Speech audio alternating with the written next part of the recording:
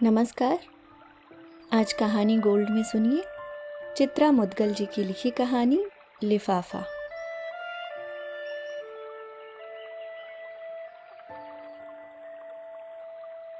वह जाग रहा है। तड़के ही उसकी नींद खुल जाती है। रात चाहे जितनी देर से घर लौटा हो, चाहे जितनी देर तक पढ़ता रहा हो, सुबह अपने आप जाग जाने की उसकी आदत छूटी नहीं। उसे आश्चर्य होता है। कुछ आदतें और नियम बदले हुए समय के साथ बहुरूपिये से अपना चोला बदल लेते हैं, मगर कुछ आदतें किसी भी असर से बेअसर मरे बच्चे को छाती से चिपकाए बंदरिया हो उठती है। आज भी जैसे ही दूध वाले की घंटी बजी, वह जाग गया, लेकिन दूध लेने के लिए नहीं उठा। उठती माँ ही है। माँ के उठने के कुछ एक मिनटों उपरांत मिल्क कुकर की कर्णभेदी सीटी बजती है। चाय चढ़ती है, मसालेदार चाय, चाहे गर्मी हो या सर्दी। माँ बगैर मसाले की चाय नहीं बनाती। मसालेदार चाय की खुशबू पूरे घर में फैल जाती। घर में सुबह हो जाती। वह अपने बिस्तर पर पड़े पड़े, आंखें कुहनियों से ढके, सुबह को होते देखता, सुनता।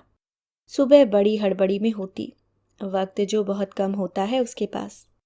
उसे पता होता है कि अब आगे क्या होगा, और ठीक उसके अगले अब में अनु को उठाया जाएगा। उठना गुड़िया उठना। यह जो उसके बगल वाले पलंग पर चौतेरे सी 5 फीट 4 इंच की लड़की औंधी पड़ी हुई है। लड़की कहना मजबूरी है, वह माँ को गुड़िया लगती है। गुड़िया ऊँ के नखरे के साथ उल्टी पलटी होती, आहिस्ता से उकड़ उठ चाय का प्याला पकड़ लेती। गुड़िया बगैर कुल्ला किए चाय पीती, जबकि रात भर मुंह खोलकर सोती और तकिए पर ढेरों बदबूदार थूक उगलती। अभी कोई पास बैठ जाए तो मुंह से उठता बदबू का भभूका उसे टिकने न दे, मगर उसे कोई फर्क नहीं पड़ता।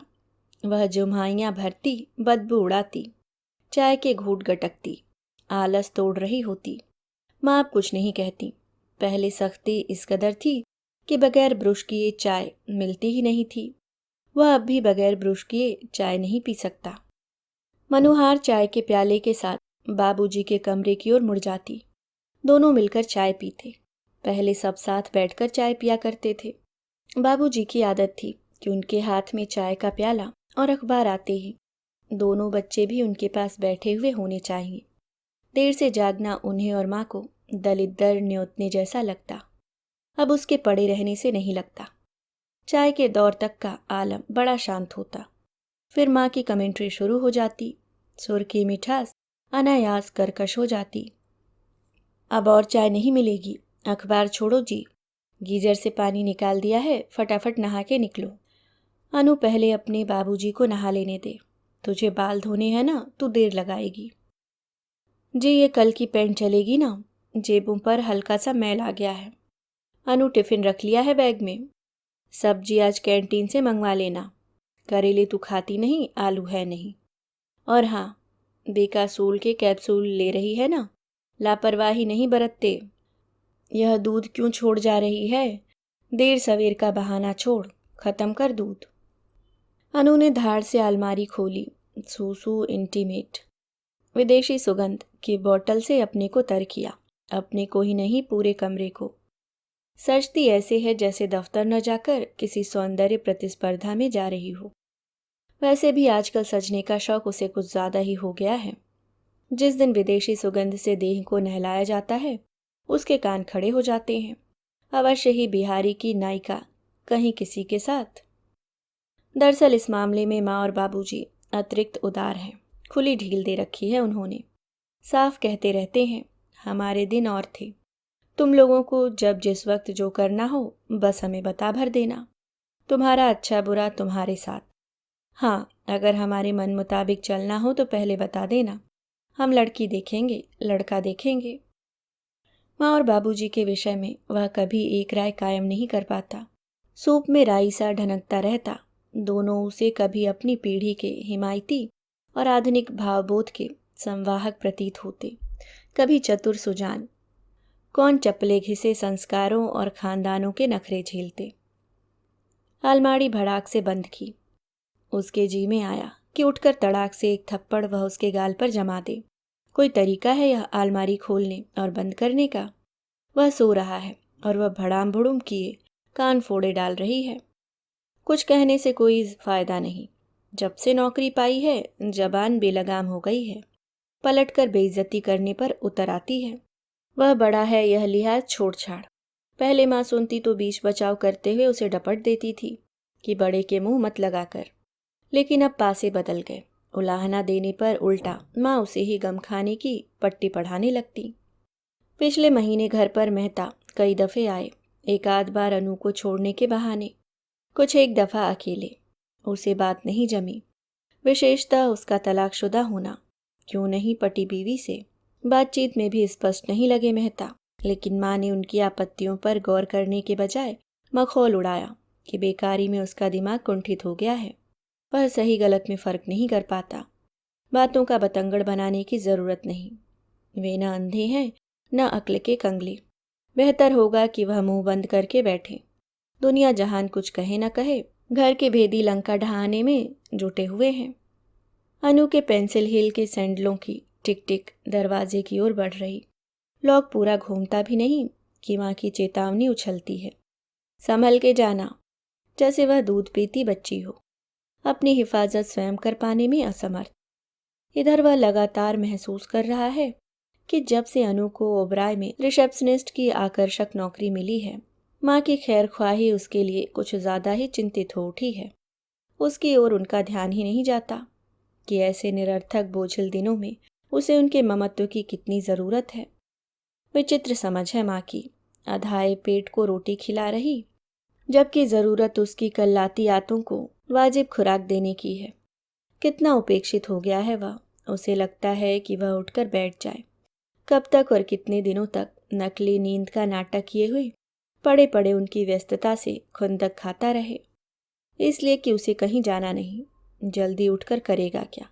सारी गहमा गहमी में एक कप चाय का भी डौल नहीं होता उसके लिए। अखबार बाबूजी और अनु के हाथों में वॉलीबॉल खेलता रहता। चलो अखबार खाली मिलता तब भी उसके जल्दी उठने की गुंजाइश बनती। कुछ तो होता जो सिर्फ उसके लिए खाली होता और उसके खाली पने को भरता। उसके भूले भटके जल्दी उठ जाने में माँ को असुविधा होने लगती। या घंटे भर तक पखाने में घुसा बैठा क्या करता रहता है, बाकी लोगों को नहीं लगती। तू नहाने घुस गया तो अनु कब नहाएगी? तुझे कौन दफ्तर जाना है जो सुबह उठकर बैठ जाता है छाती पर मोंगरी कूटने?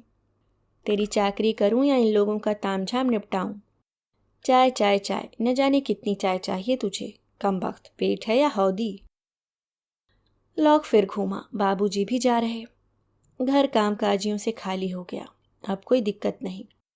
सिग्नल हो गया, बेखौफ उठ सकता है। रेखा के पास उसे दोपहर के खाने पर पहुंचना है। रेखा उसकी दोस्त है। दोस्ती की परिभाषा इधर बदल रही। पहले वह अनु की सहेली थी और उन्हीं की कॉलोनी में रहा करती थी। अलग अलग कॉलेजों में होने के बावजूद दोनों ने साथ बीए किया। आगे पढ़ने की अनु की इच्छा नहीं थी।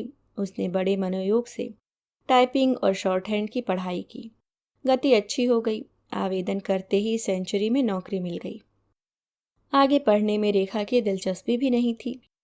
उसके पिताजी चाहते थे कि अगर वह आगे नहीं पढ़ना चाहती है तो कायदे से उनकी विज्ञापन एजेंसी में नौकरी कर ले।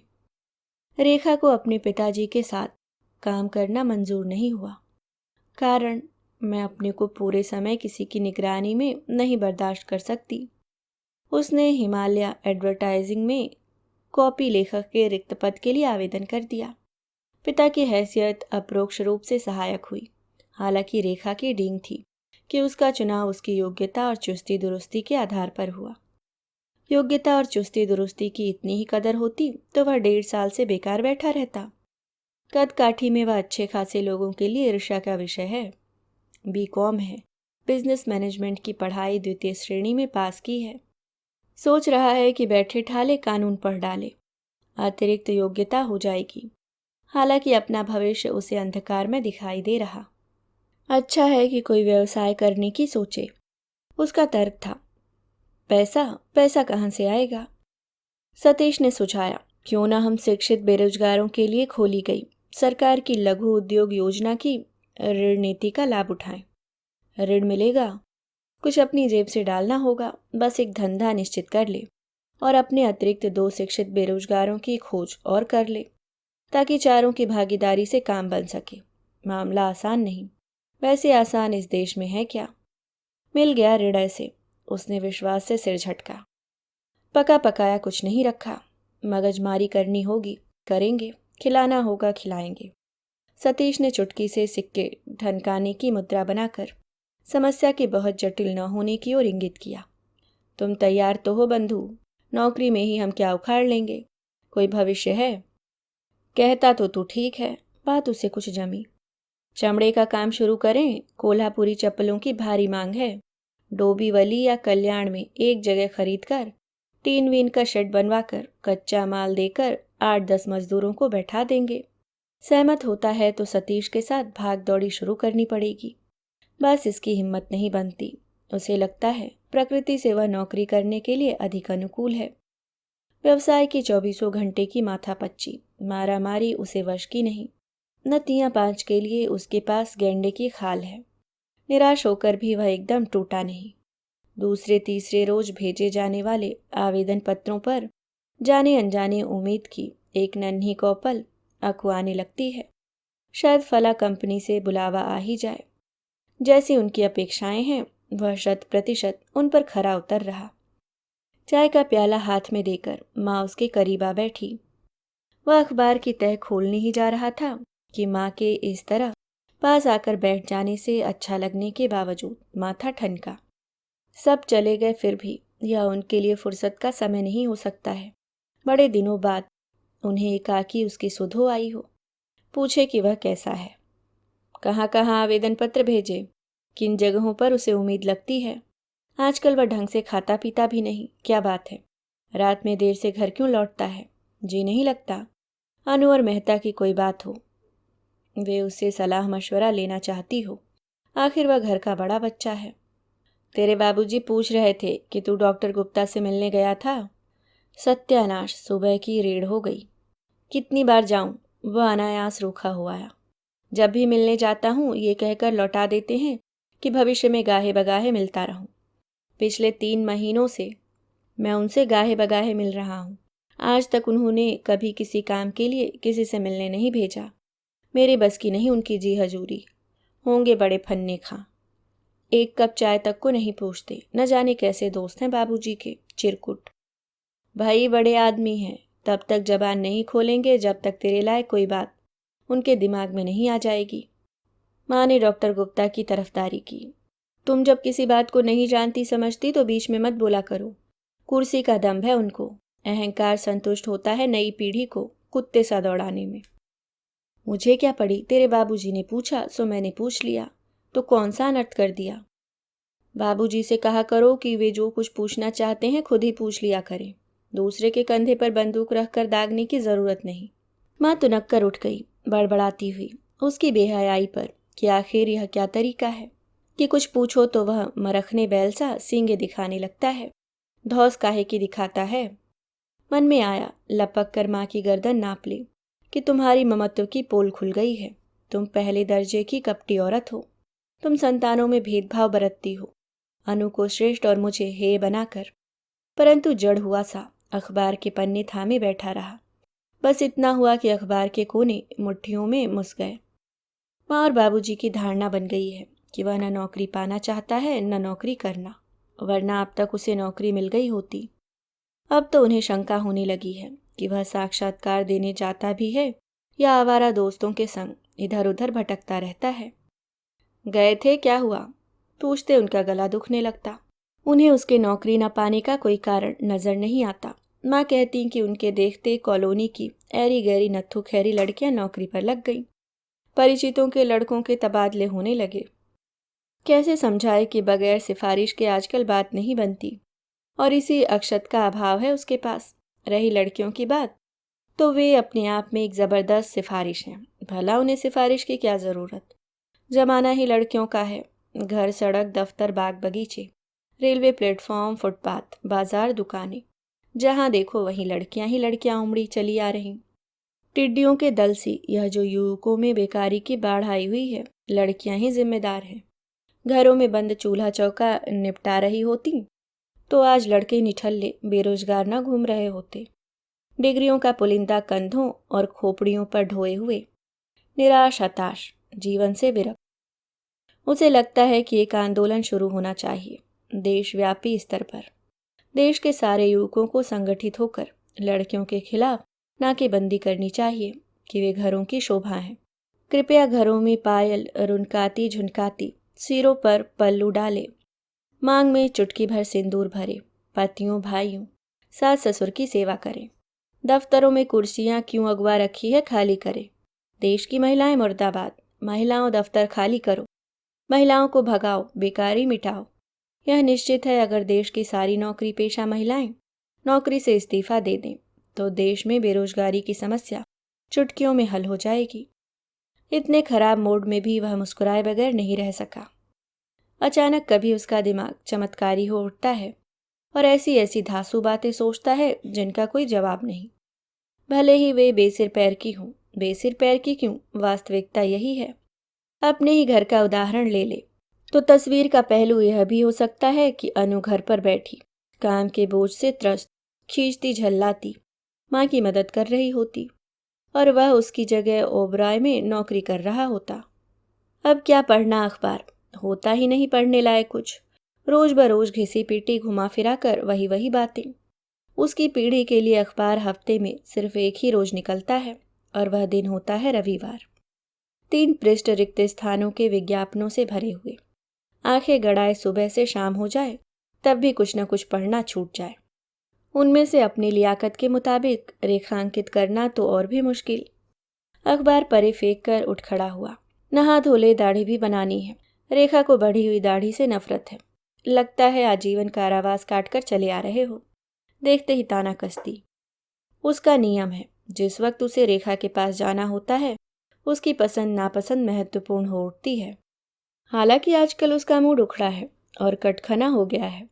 रेखा भी उसे दोस्त कम और प्रतिद्वंदी अधिक लगती है। ऐसे क्यों हो रहा है उसके साथ? सामान्य बने रहने की चेष्टा किसी अदृश्य दबाव के तहत निष्फल हो उठती है। उसकी तस्वीरें देख रही रेखा अंग्रेजी के भौड़े भौड़े शब्दों में अपनी प्रसन्नता व्यक्त कर रही है। हाय अशोक, कितने डैशिंग लग रहे हो। यह क्लोजअप, वाह अशोक। रेखा का आग्रह गंभीरता से न लेने के बावजूद रख लिया था उसने। तस्वीरें धुलकर आ गई थीं और वह एल्बम उसके पास दिखाने ले आया। बहुत दिनों से रेखा उसके पीछे पड़ी हुई थी। वह अपनी कुछ तस्वीरें क्यों नहीं उसकी विज्ञापन एजेंसी में रख देता। क्या पता कभी किसी क्लाइंट को उसकी तस्वीर पसंद आ जाए और वह मॉडलिंग के लिए चुन लिया जाए। मॉडलिंग बतौर शौक करने में कोई हर्ज नहीं, पैसा भी ठीक ठाक मिल जाता है, साथ ही शोहरत भी। तुम मेरी बात पर कभी गौर नहीं करते अशोक, आई स्वेर। तुम कदकाठी से नहीं बल्कि चाल ढाल अंदाज से भी विशिष्ट लगते हो।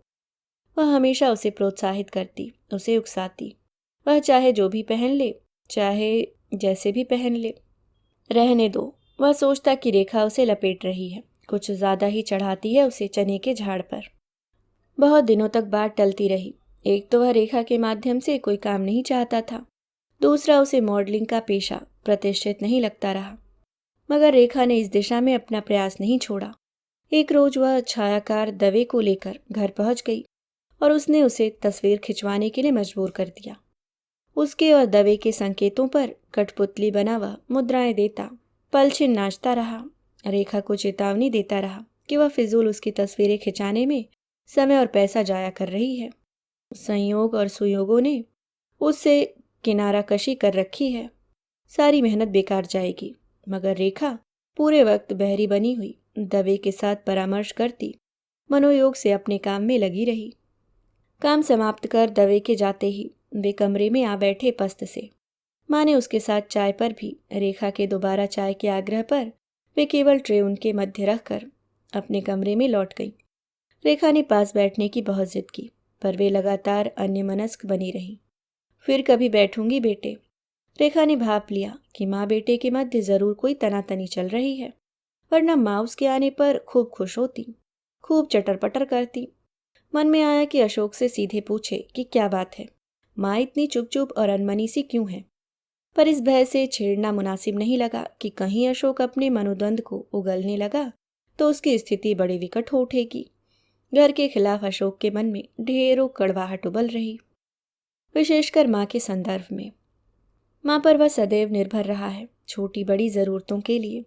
अब बढ़ी हुई उम्र और छीड़ हुई शक्ति के चलते वे शायद उसकी ज़रूरतों को अपेक्षित तवज्जो नहीं दे पाती। उपेक्षा का हल्का सा झोंका भी उसे विशृंखल कर देता है। इतने स्वार्थी और खुदगर्ज न बनो। किताबें बहुत पढ़ ली है, माँ को ज़रा समझने की कोशिश करो। ये मामूली सी बातें ज़्यादा इसलिए चुभती हैं तुम्हें क्योंकि तुम अपने आप को असफल महसूस करने लगे हो। सीधे सीधे से भी पूछी जाने वाली बातें तुम्हें ताना तुक्की लगती हैं। अशोक ऐसा नहीं है, यह खीज उनकी दुश्चिंता है तुम्हारे प्रति, तुम्हारे भविष्य के प्रति। रेखा बोलती है तो बोलती ही चली जाती है। दरअसल रेखा से किसी भी प्रकार की बहसबाजी उसे निरर्थक लगती है। किसी हद तक रेखा उसकी तिरस्कृत मन स्थिति की खरोच को महसूस करती है, पर पूर्णतः नहीं, कर भी नहीं सकती। जिस अच्छे खासे ओहदे पर वह बैठी हुई है, सफलता और संतुष्टि का चश्मा उसकी आंखों को सच्चाई से विमुख किए हुए है। वह तट पर बैठे किसी व्यक्ति का अवलोकन है, तैराक का नहीं। अनुमानों, कल्पनाओं और सहानुभूति से न किसी का नरक बटा है, न बांटा जा सकता है। अपने घर में वह अकेली बेटी है। एक वक्त था, माँ की नज़र में वही वह था। बचपन से ही उसे यह एहसास दिया गया कि तुम लड़के हो, श्रेष्ठ हो, तुम्हें कुछ बनना है। तुम्हारे कुछ न कुछ बनने से ही सारा नक्शा बदल जाएगा। लेकिन बड़े होते होते परिस्थिति कितनी बदल गई। बड़े होते होते नहीं, शायद नौकरी की तलाश शुरू होते ही शायद वह और अनु घर के दो प्रतिस्पर्धी छोर हो गए। उनमें दुराव बढ़ता जाने लगा, खुल्लम खुल्ला। बाबूजी भी पहले वाले बाबूजी नहीं रहे।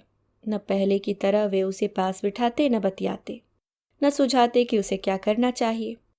पहले जरा सा भी वह कमज़ोर दिखाई देता तो वे उसे अपनी मौजूदगी का एहसास दिलाकर धैर्य बंधाते, मेहनत करने के लिए प्रेरित करते। माँ कितना आगे पीछे घूमती थी उसके।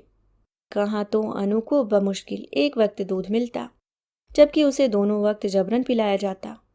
नाश्ते में उसे रात में विशेष रूप से भिगोई गई बादाम की 2 गिरियाँ खानी जरूरी होती।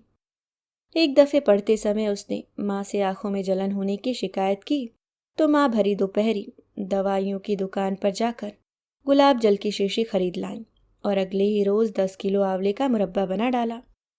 अनु खाने के लिए मांगती तो स्पष्ट झिड़क देती।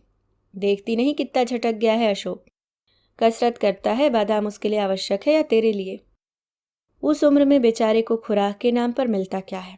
एक तेरे बाबूजी का जमाना था, दंड बैठक पेलते थे तो छटाक छटाक बादाम, बाल्टी बाल्टी दूध पीते थे। वही खिलाई पिलाई है आज काम दे रही है।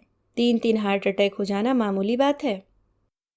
किसी विषय में वह फेल हो जाता या कम नंबर आता, माँ फौरन उसके लिए ट्यूशन रख देती। अनु रिरियाती तो वे तंगी का रोना रोने लगती। उसका साल खराब हो गया तो उम्र का घपला हो जाएगा, सरकारी नौकरी के लिए आवेदन नहीं कर सकेगा। तेरा क्या, तू ब्याह करके चली जाएगी ससुराल। प्रथम श्रेणी में पास हो या तीसरी, क्या फर्क पड़ता है। सेवा बेटा ही करेगा, आखिरी समय मुंह में गंगा जल डालेगा, कंधों पर ढोकर ले जाएगा शमशान, वंश वृद्धि करेगा। अब पासा पलट चुका है, उसकी जगह अनु ने ले ली है। माँ को छीन लिया है, बाबूजी को छीन लिया है। नियति के हाथों वह कितना विवश है, समझ में आ रहा है। माँ बाप से बढ़कर व्यापारी दुनिया में और नहीं। वे सिर्फ अपने को जीते हैं और जो उनके जीने में रंग भरे वही उनका सब कुछ। वास्तविकता यही है कि सामाजिक व्यवस्था अगर बहुत पहले लड़कियों को घर के भीतर की जिम्मेदारी न सौंप, आर्थिक पक्ष संभालने की जिम्मेदारी सौंप देती तो निश्चित ही छटाक छटाक बादाम की गिरियाँ उसकी सेहत के लिए भिगोई जाती और दरवाजे पर बंधी भैंसें बाल्टी बाल्टी उसी के लिए दूध देती। चाय पीने चलें? कहाँ खोए रहते हो हर वक्त? शिप्रा ने तुम्हें विश किया है और तुमने मात्र सिर हिला दिया। उसने कोई जवाब नहीं दिया, ऐसा जानबूझकर नहीं होता उससे। रेखा जानती है, शायद वह टोक इस वजह से रही है ताकि वह आगे से एजेंसी में अपने व्यवहार के प्रति सचेत रहे, सौहार्दपूर्ण रहे, उसके प्रति लोगों की धारणा अच्छी बने, मित्रतापूर्ण बने। तस्वीरें पसंद की जाती हैं तब यह जिम्मेदारी और बढ़ जाएगी। हालांकि उसे विश्वास नहीं कि उसकी तस्वीरें किसी क्लाइंट को आकर्षित कर पाएंगी। जो भी हो, रेखा को तो तसल्ली हो गई। शाम को चारों बेकारों की मीटिंग हुई सतीश के घर। रूपरेखा को अंतिम रूप दिया गया। आवेदन पत्र की औपचारिकताएं पूरी की गईं। तय हुआ कि कौन क्या क्या काम संभालेगा। भागा दौड़ी उसके वश की नहीं। उसने अपने जिम में लिखा पढ़ी ले ली। भागा दौड़ी सतीश एवं निगम के हिस्से में पड़ी। जगह आदि तय करना नितिन के जिम्मे। नितिन ने बताया कि वासी के निकट लघु उद्योगों के लिए महाराष्ट्र सरकार नाम मात्र के पैसों पर जगह मुहैया करा रही है।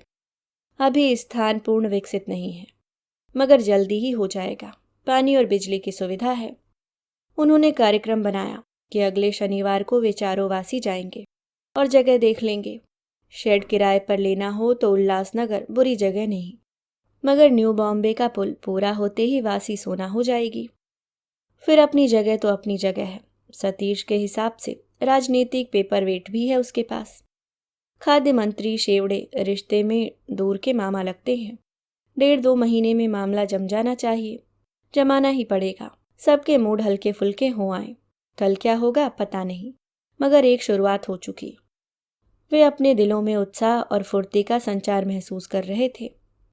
निगम और नितिन उठे और सीधे अपने अपने घर चल दिए। वह इतनी जल्दी घर लौटने के मूड में नहीं था। क्या करेगा 8 बजे ही घर पहुंचकर? आजकल कोई नई किताब भी नहीं पढ़ने के लिए। अनायास उसे दाग का ख्याल हुआ आया। माँ ने बड़ी प्रशंसा कर रखी थी इस फिल्म की। सोचा चलकर क्यों ना दाग ही देखी जाए। सतीश को प्रस्ताव भा गया। दोनों थिएटर पर पहुंच गए। टिकट घर पर खासी भीड़ थी। पुरानी फिल्मों को लेकर दर्शकों में अभी भी काफ़ी उत्साह है। माँ को बस पता लगना चाहिए कि कहाँ सुरैया की फिल्म लगी है, कहाँ नरगिस या मधुबाला या निम्मी की। काम धाम छोड़कर फिल्म देखने निकल लेंगी। पुरानी तो पुरानी, आज की फिल्में उनसे कहाँ छूटती हैं, अच्छी हो या बुरी। जिस फिल्म को वे और अनु एक बार बर्दाश्त नहीं कर पाते, उसे वे घर लौटकर दोबारा तिबारा देखने की घोषणा ठोक देती। बाबूजी दबे स्वर में माँ के शौक की तरफदारी करते हैं। पान न सुपाड़ी, दे लेके एक सिनेमा। बाबूजी का तर्क सुनकर उसे हंसी आती। 50 रुपए हर हफ्ते माँ के शौक के पीछे फूक जाते। कभी तंगी महसूस न होती। तंगी की हाय तौबा उसी समय मचती जिस समय वह मुंह खोल बैठता। उसे 1000 सीखें सुननी पड़ती। फिजूल खर्ची से आगाह किया जाता। बुरी लतों से दूर रहने की ताकीद की जाती। 1 बजे रात दरवाज़ा माँ ने ही खोला। चाबी साथ ले जाना ही भूल गया था। जब भी देरी से घर लौटना होता, गोदरेज लॉक की चाबी साथ ले जाना न भूलता, ताकि उसकी खातिर किसी की नींद में खलल न पड़े। कमरे की ओर बढ़ ही रहा था कि नियम के विपरीत माँ ने पूछा, खाना? ले लूँगा, जाकर सो जाइए आप। गरम ही होगा, अभी कहकर वे मुड़ने लगी। तभी अचानक उन्हें कुछ ख्याल हो आया। सुन, रेखा का फ़ोन 2 बार आया था तेरे लिए। कल ठीक 11 बजे तुझे उसकी एजेंसी में पहुंच जाना है। किसी क्लाइंट से ज़रूरी मीटिंग है। और वे बगैर किसी प्रतिक्रिया की प्रतीक्षा किए अपने कमरे में दाखिल हो गया। कल दोपहर सचिवालय जाना भी तय हुआ है, सतीश के साथ उसके मामा शेवड़े जी से मिलने। सुबह सतीश से फ़ोन पर तय कर लेगा कि वह उससे कहाँ मिले। रेखा की एजेंसी वीटी पर ही है, ज़्यादा दूर नहीं है वहाँ से सचिवालय। मिल कुकर की सीटी पूरे घर में सुबह का ऐलान करने लगी। उसकी नींद टूट गई। नींद आई भी बहुत गहरी थी, वरना दूध वाले की घंटी बजते ही वह जाग जाता।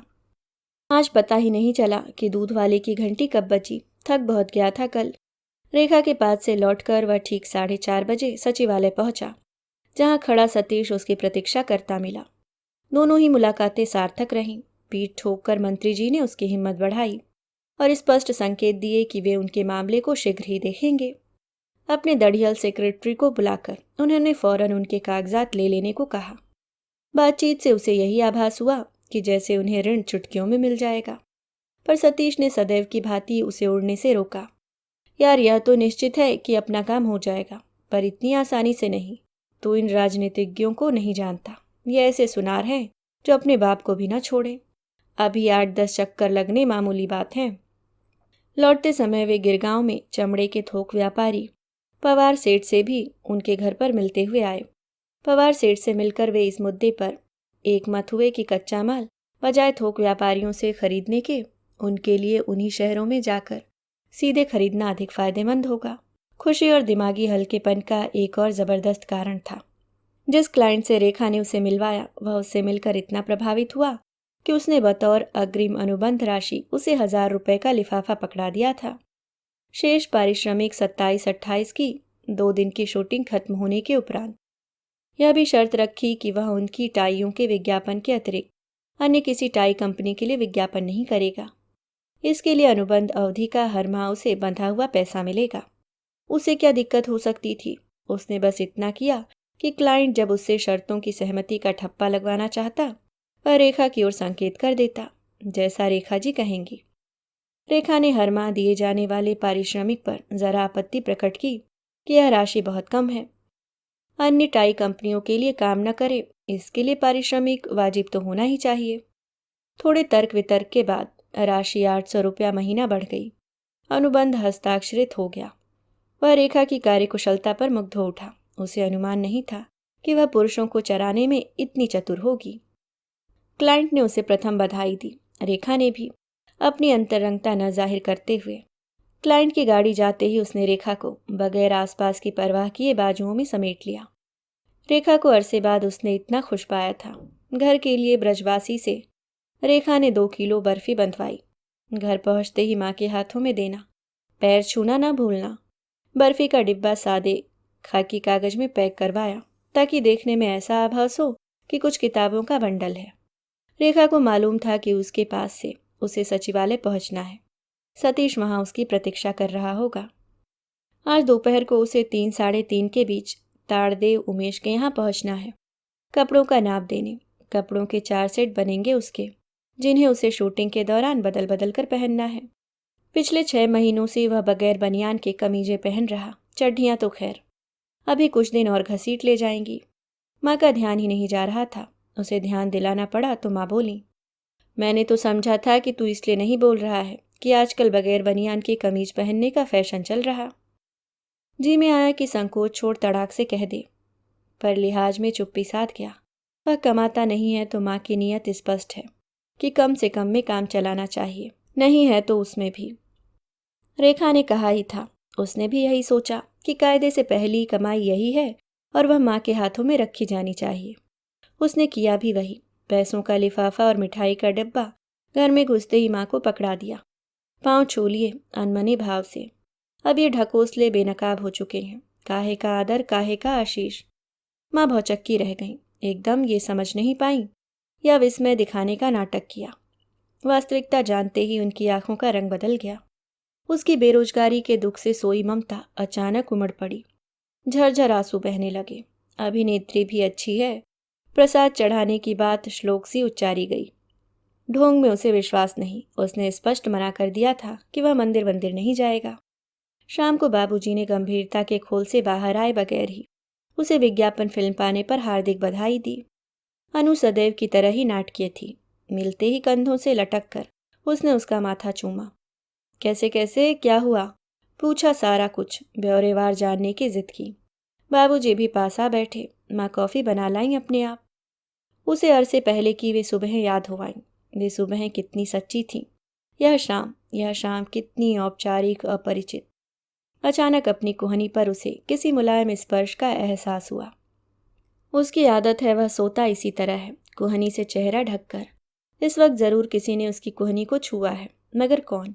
वहम भी तो हो सकता है उसका। जब से नींद टूटी है सोच रहा है। ब्राहा हलचल से अस्पर्शित उसके भीतर एक दुनिया है जहाँ किसी का हस्तक्षेप नहीं, जहाँ वह अपने तरीके से रहता है, अपने तरीके से जीता है, अपने तरीके से किसी को प्यार करने के लिए स्वतंत्र है, किसी से घृणा करने के लिए भी। और ये जो उसके अपने हैं, उन्हें वह उस दुनिया के भीतर खूब खूब घृणा करता है, बात बात में चुनौती देता है, तिरस्कृत करता है। यही लोग हैं जिनकी वजह से वह अपने को आज किसी काबिल नहीं रह गया अनुभव करता है। उन्होंने ही तो उसके जिस्म में कूट कूट कर भर दिया है कि तू बेकार है, नकारा है, बुहारे कूड़े सा। कुहनी फिर छू गई, झकझोरी गई। कोई उसे ही उठा रहा है। पर इतनी सुबह इस घर में यह अजूबा कैसा, नियम भंग कैसा? बेगाने घर को अचानक उसमें दिलचस्पी कैसे पैदा हो गई? वह एकाएक सुबह में कैसे शामिल किया जा रहा है? कहीं अनु के भ्रम में तो नहीं उठाया जा रहा उसे? कुहनी अब की और जोर से झकझोरी गई। मनुहार भी उसकी ओर झुका। उठना, ले चाय पी ले। माँ, हाँ, माँ ही तो उठा रही हैं उसे। यह क्रम कैसे बदल गया। वह उठ बैठा। मामा, मैं हूँ, अनु नहीं। शब्दों पर माँ को सहज पाया। हाँ हाँ, मैं तुझे ही उठा रही हूँ, ले चाय पकड़। चाय का प्याला उसकी ओर बढ़ाकर माँ अनु के पलंग की ओर बढ़ गई, उसे उठाने। हतप्रभ हो उसने अनु की ओर देखा। अपने बिस्तर पर सिकुड़ी सिमटी सी पड़ी हुई अनु ने माँ के हिलाने पर ऊँ की। गर्म चाय के प्याले से उसकी उंगली तपने लगी थी। उसे लगा जैसे उसने पैसों वाला वह लिफाफा पकड़ रखा है। अभी आप सुन रहे थे चित्रा मुदगल जी की लिखी कहानी लिफाफा।